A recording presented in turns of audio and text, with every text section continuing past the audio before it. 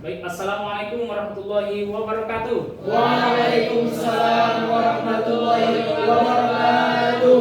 Bagaimana? Sehat semuanya? Alhamdulillah sehat Bapak. Baik ya, hari ini Bapak coba dulu mengabsen semuanya ya. Rahmat hadir? Hadir. Hadir ya. Rizkon? Hadir Pak. Oke, Indah? Hadir, Pak. Oke, baik. Siapa nih? Oh, Anmar hadir ya? Hadir Pak. Oke, baik. Semuanya sudah saya absen ya. Baik, sebelum kita memulai pembelajaran kita, silakan kita berserah diri dulu kepada Allah Subhanahu wa taala untuk doa. Kali ini dipimpin oleh Saudara Anmar. Silakan Saudara Anmar dipimpin doanya. Baik, sebelum memulai pelajaran pada hari ini, ada baiknya kita berdoa dimulai. Bismillahirrahmanirrahim. Rabbi shrah li sadri wa yassir li amri wahlul 'uqdatam min lisani yafqahu qawli. Baik, terima kasih ya. Alhamdulillah sudah dibukakan dengan doa. Mudah-mudahan pembelajaran kita kali ini bisa diberkahi oleh Allah dan memperoleh pembelajaran yang menyenangkan seperti itu ya.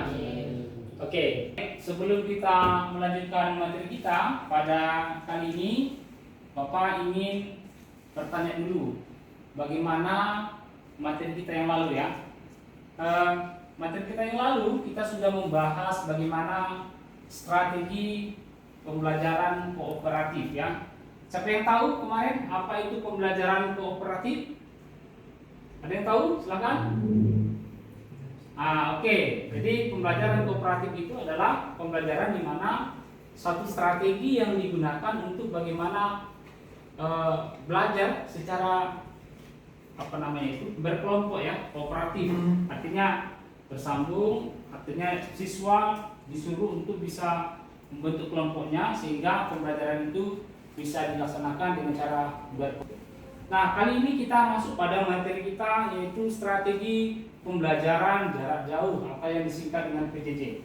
Nah, sebelum kita lanjut, Bapak ingin menyampaikan bahwa tujuan pembelajaran kita pada kali ini adalah bisa dilihat ada dua. Yang pertama adalah bagaimana agar mahasiswa, tentu berarti kalian ya, bagaimana mahasiswa dapat mendesain dan menerapkan strategi pembelajaran jarak jauh dalam konteks PAI seperti itu ya.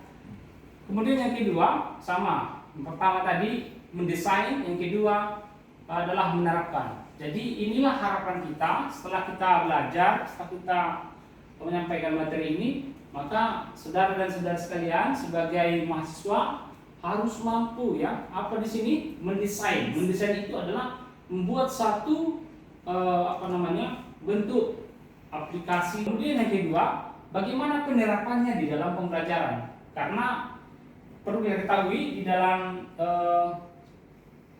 ini yang kita sebut dengan penyebab ya. Kenapa sih perlu pendidikan jarak jauh atau proses pembelajaran jarak jauh? Yang pertama tentu adanya tantangan yang kita hadapi, keterbatasan kita. Kadang-kadang dosennya tidak bisa ya, karena situasi cuaca yang tidak mendukung, barangkali tidak bisa ke kampus dan sebagainya. Kemudian pembelajaran jarak jauh ini juga menjadi sebuah solusi ketika di tahun 2019 ini menjadi kendala besar bagi kita di Indonesia, begitu juga dengan negara-negara lain. Maka PJJ melalui pembelajaran jarak jauh atau juga disebut dengan pembelajaran secara online itu harus diterapkan dan dilakukan. Yang ketiga tentu karena pentingnya strategi di dalam menyampaikan pembelajaran kita sehingga proses pembelajaran itu bisa efektif dari tempat mana saja, dari berbagai tempat. Nah, kemudian kita lanjut ya, apa itu pembelajaran jarak jauh ya.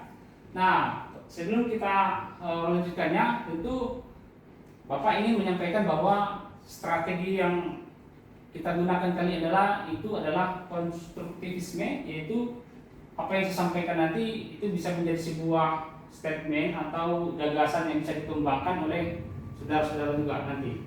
Kemudian metode yang akan kita terapkan pada pembelajaran kali ini adalah tentu pertama saya menyampaikan materi, baru nanti saya minta saudara-saudara sekalian untuk merespon ya apa materi yang saya sampaikan sudah sampai atau belum ya. Tentu dengan tanya jawab seperti itu. Oke, pertama saya ingin jelaskan secara definisi apa itu pembelajaran jarak jauh. Siapa tahu? Ada yang tahu nggak pembelajaran jarak jauh? Oke, silakan. Itu Indah, silakan. Baik, terima kasih Pak. Jadi pembelajaran jarak jauh atau yang disebut dengan PJJ, pembelajaran online, yaitu proses pembelajaran di mana Ya. siswa dan guru tidak berada di lokasi fisik yang sama. Akan tetapi pembelajaran itu sama didapatkan seperti pembelajaran langsung. Baik, 100 ya, luar biasa ya. Ternyata tekan dulu ya. Ya. Ternyata pembelajaran jarak jauh itu adalah merupakan proses pembelajaran di mana siswa dan guru tidak lagi berada pada lokasi yang sama, artinya tempatnya berbeda ya. Di tempat yang berbeda bisa melakukan sebuah proses pembelajaran yang dilakukan secara daring yang atau yang kita sebut dengan melalui dunia maya seperti itu. Jadi oleh karena itu pembelajarannya tidak bersentuhan, tidak face to face, artinya muka si siswa dengan si guru tidak ya. Nah kemudian apa yang dilakukan tentu harus memiliki strategi yang diperhatikan sehingga proses pembelajaran jarak jauh itu bisa berjalan dengan baik ya. Nah oleh karena itu ada beberapa strategi yang harus dilakukan. Pertama disebut dengan analisis kebutuhan ya. Kedua ada yang disebut dengan perencanaan ya. Ada namanya perencanaan, kemudian ada pengembangan, kemudian ada pemilihan media, kemudian pelaksanaan pembelajaran, kemudian ada yang terakhir disebut dengan evaluasi atau umpan balik dari apa yang sudah dilakukan. Oke, kita masuk yang pertama adalah strategi melakukan analisis kebutuhan ya. Apa sih yang perlu dilakukan dalam hal ini? Yang pertama adalah adanya identifikasi kebutuhan belajar siswa. Jadi si guru harus memperhatikan apa sih kebutuhan, apa yang harus dilakukan. Dia harus mengetahui bagaimana keberadaan siswanya, kebutuhan yang seperti apa yang harus diketahui atau dilihat dari si siswa. Siapa yang itu? Tentu guru. Kita sebagai calon guru ini harus begitu. Harus kita mengetahui bagaimana kebutuhan belajar siswa. Nah, yang kedua adalah tentukan tujuan pembelajaran yang ingin dicapai. Nah, ingat ya, setiap kita ingin belajar, coba nanti harus diawali dengan apa sebenarnya tujuan pembelajaran itu dilakukan.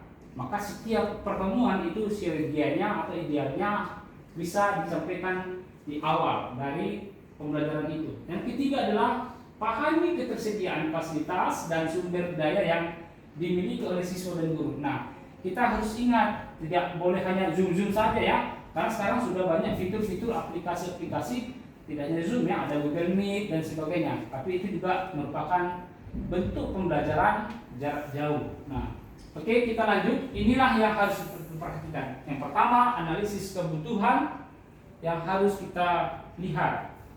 Kemudian yang kedua adalah adanya perencanaan pembelajaran. Jadi setiap kita guru harus merancang apa yang harus kita rencanakan di dalam proses pembelajaran itu. Kita siapkan perangkat-perangkat yang terkait dengan itu ya. Termasuk dia pertama ada topik yang mau kita bicarakan apa topiknya. Kemudian yang kedua ada tujuan, ada metode dan ada kegiatan pembelajaran. Nah, ini yang harus dipahami. Kemudian yang kedua dari perencanaan pembelajaran ini adalah itu ada merencanakan strategi pembelajaran yang interaktif dan menarik. Bagaimana supaya menarik? Bagaimana supaya komunikatif? Bagaimana supaya interaktif? Maka harus desain, harus dirancang. Kemudian perencanaan yang ketiga adalah tentu harus mengatur jadwal pembelajaran yang tentu fleksibel. Artinya kita sesuaikan dengan kebutuhan siswa, sehingga jika perencanaan pembelajaran yang tiga hal ini kita rencanakan, insya Allah tujuan pembelajaran itu akan mudah kita capai. Nah, selanjutnya coba kita perhatikan ya. Itu ada strategi pengembangan materi ajar. strategi pengembangan materi ajar ini merupakan strategi yang ketiga, di mana yang pertama kita harus menyiapkan materi pembelajaran yang relevan dan mudah dipahami. Nah, jangan berbelit-belit ya, apa istilahnya, to the point ya, langsung. Kemudian yang kedua adalah kembangkan bahan ajar dalam berbagai format, seperti bisa mengkombinkannya dengan video, kemudian ada bentuk presentasi, mungkin ada PPT seperti yang saya tampilkan ini ya, kemudian ada infografis atau ada audio seperti itu. Dan yang terakhir, yang ketiga dari bagian pengembangan materi ajar pada kesempatan ini, yaitu pastikan materi pembelajaran itu mudah diakses oleh siswa ya, jangan terlalu sulit-sulit ya. Kita sama dengan yang di awal tadi, kita harus membaca situasi siswa kita. Nah, itu untuk strategi pengembangan materi ajar yang ketiga ya. Nah, sekarang kita masuk pada strategi yang keempat ya. Coba Anwar dibaca dulu. Yang pertama apa pemilihan media pembelajaran ini? Pilih platform pembelajaran daring. Ya, silakan berdiri, silakan. Strategi yang keempat adalah pemilihan media pembelajaran. Pertama, pilih platform pembelajaran daring yang sesuai dengan kebutuhan dan ketersediaan. Iya, betul ya. Itu harus dipilih. Misalnya platform itu bagaimana yang relevan dengan siswa kita ya. Yang kedua silakan. Berdiri silakan. Strategi pemilihan media pembelajaran yang kedua, memanfaatkan berbagai aplikasi pendukung pembelajaran seperti video conference, forum diskusi, atau aplikasi kuis. Ya, ini juga sangat penting ya untuk bisa diterapkan, sehingga pemilihan media itu sangat penting. Oke, selanjutnya yang ketiga, silakan. Strategi pemilihan media pembelajaran yang ketiga adalah pastikan siswa memiliki akses dan familiar dengan media dan platform yang digunakan. Ya, artinya pemilihan media itu jangan susah-susah. Ambil saja media yang sangat mudah dipahami ya. Tidak ribet dia. Kadang-kadang kan banyak aplikasi media pembelajaran, kadang-kadang tidak support siswanya, bingung siswanya. Maka alternatif yang terbaik adalah memilih tentu memiliki akses yang familiar, artinya yang sudah mudah dipahami dan tidak asing bagi siswa kita ya. Oke, baik. Saya pikir ini adalah tiga strategi yang masuk pada pemilihan media pembelajaran. Oke, berikutnya yang kelima. Silakan, saya minta untuk dibacakan dulu. Strategi kelima, pelaksanaan pembelajaran. Yang pertama yaitu lakukan pembelajaran secara interaktif dan menarik dengan melibatkan siswa secara aktif. Iya, sama dengan hari ini. Saya melibatkan saudara-saudara untuk bisa berkontribusi. Artinya pembelajaran kita adalah kolaboratif, yaitu kita harus bekerja sama, kita harus melakukan komunikasi yang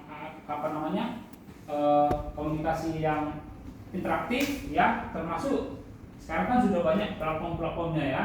Ada kadang-kadang kita buat perpaduan antara materi kita atau yang disebut dengan PowerPoint dengan video kita ya, yang dikombinkan sehingga menjadi dua ya, komunikatif. Artinya pesan itu tersampaikan melalui materi, melalui audio dan visual ya. Ada gambar si dosennya di bawah. Nah, itu sudah sering barangkali kita gunakan untuk bisa bertatap muka melalui dunia maya seperti itu. Oke, yang ketiga silakan. Ini yang kedua ya, ya silakan.